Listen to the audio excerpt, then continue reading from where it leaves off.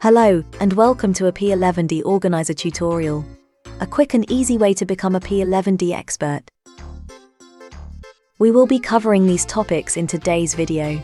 Please sit back, relax, and let us do the explaining.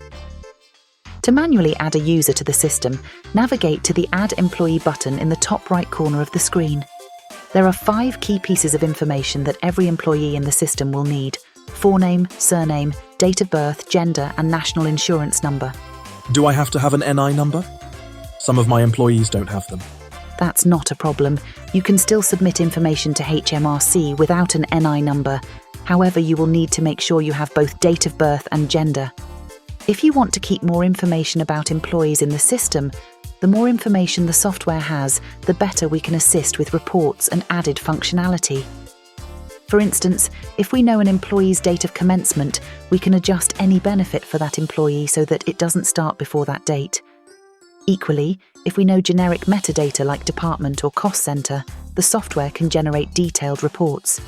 So if I can get an export of all the employee information from my HR or payroll system, can I import that into the P11D Organiser? Yes, that's exactly how we expect you to populate the system.